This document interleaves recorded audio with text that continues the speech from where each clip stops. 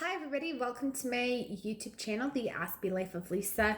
Today is going to be a very special video and I wanted to do this because today was the weekend that I completed my first half marathon, and it was the Scotiabank Toronto Waterfront Marathon. And if you like this video, feel free to hit the like button, comment below, and subscribe to my channel. Today I'm going to talk about how I conquered some sensory issues while running my first half marathon with over 26,000 people. People from all over the world came to this half marathon, and I've prepared myself by doing the research. I did the proper training. I even went above the distance to prepare myself for what I'm getting into. Hired an amazing, phenomenal trainer. And what I did a few days beforehand was I carb loaded. And another way that I prepared myself for the half marathon was having a proper plan in place. So having my proper fueling times, what am I going to fuel with, how I'm going to learn how to identify walls when they come. And something I had planned was, what am I going to wear, the shoes, the basics on how to prepare for a race. And as a person on the spectrum, I've often struggled with crowds. So I picked one of the first corrals, and I did sub less than 2 hours. I finished 1 hour and 53 minutes and 5 seconds. But the reason why I also picked that corral was because not only was it the big crowds, but just even to finish the race and to get the energy.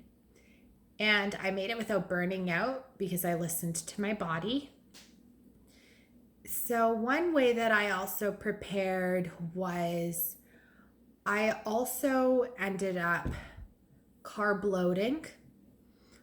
So that means you have to eat a lot of carbs, carbohydrates, make them your best friend, lots of sleep and stretching and the warm up.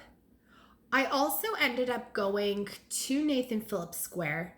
I went to see the setup, and I actually took the subway and went to visually see where it was set up, because this way I was prepared for what the plan was, where everything was going to be, and what to expect. And I also watched a YouTube video on what the course was going to look like. That way I was mentally prepared. That way I knew what to expect, because I'm someone who I have to kind of know what to expect. The one setback I had was that I was not prepared for, and I'm going to tell you, be prepared for setbacks, because for me, setbacks are literally anxiety times 10. My music stopped, so I had to turn my phone on and off. And luckily, I was still able to keep pace. And I got the song back on. It was Fearless Motivations. The Lion Attitude kept repeating over and over again. And I had to prepare for the crowds, seeing everything. And with me, I tend to listen to music, motivational stuff, especially fearless motivation, as it gives me that drive. It helps me to become faster. And when I get those times that I'm going to hit a wall, I can just let it out.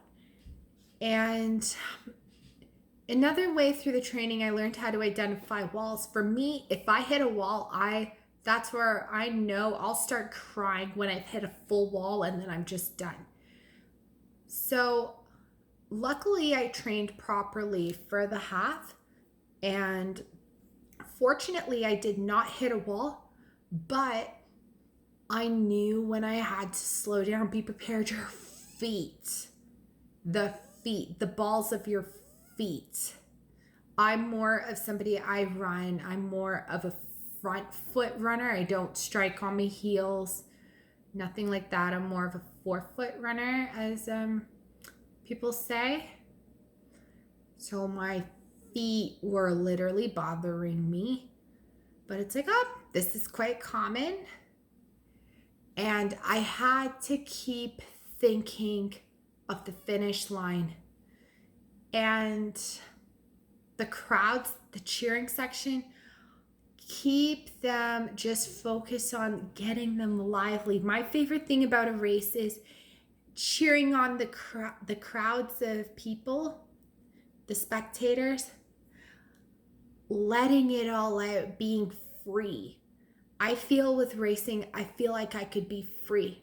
Don't be wrong, I've cussed a few times, but someone kept telling me, good job, keep going. And I always made sure to show positive character and initiate that back and thank the volunteers and thank the police officers and the fire crew and everybody for their services, especially the volunteers, to really thank them. And that was another personal best that I wanted to do. And even though I gunned for a certain time, it wasn't my year to get that time. At least I subbed. I got I got an hour 54-minute full sub because I did do the hour 53 minutes, 5 seconds. So less than 2 hours for first half. That was good for me. So I had backup goals, but another goal that I had was to finish it and not to let myself quit. I didn't even take a walk break once. That's how I prepared myself. I had a game strategy. So another thing is having a game strategy and play that game strategy through your head multiple times. To anyone on the spectrum who's considering running a huge marathon, do as much research on it as possible.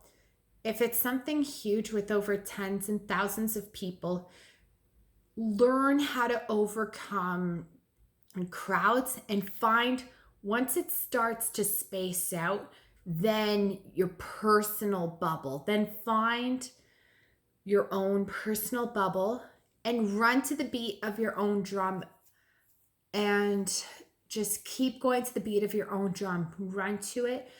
Find a source of comfort. For me, I had to, after the race, I got really emotional. Not a meltdown emotional, but a good emotional. And have a plan post-race.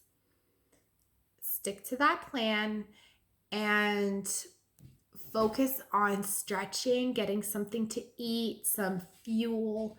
I rewarded myself with a protein shake.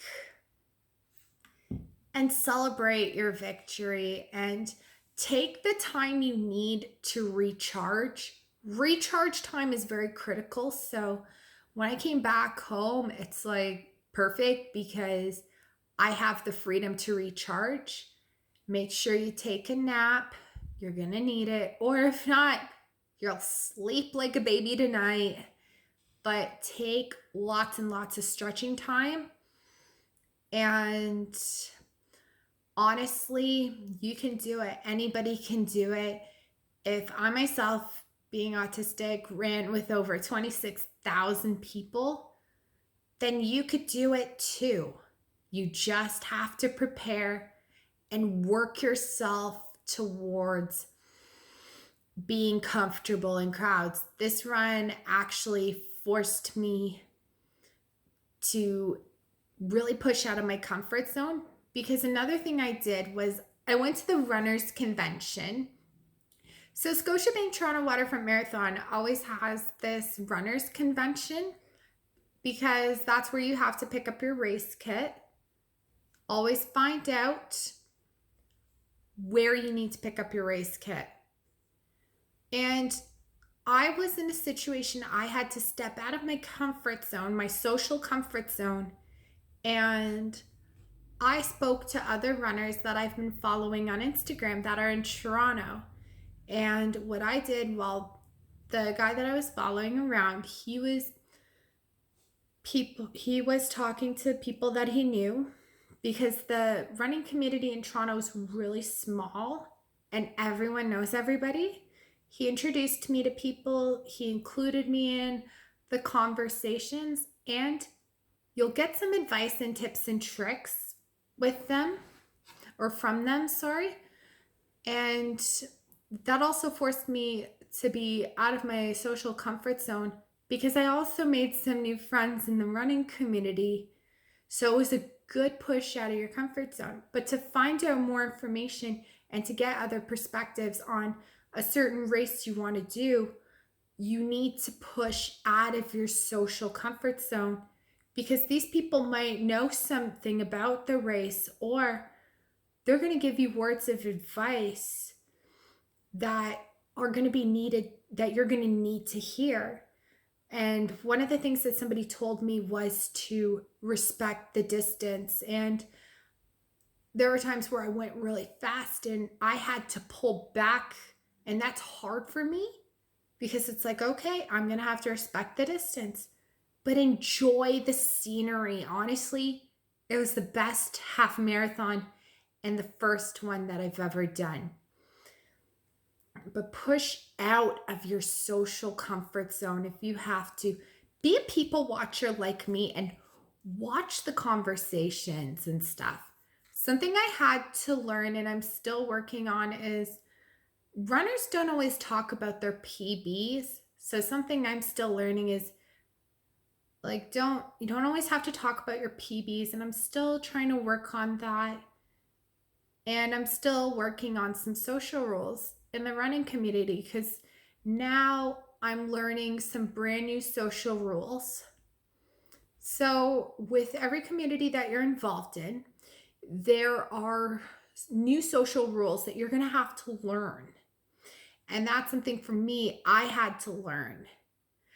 I hope this video helps. If you like it, feel free to hit the like button, comment below, subscribe to my channel, and if you have any other tips or tricks, feel free to mention those. All right, peace and blessings, everybody.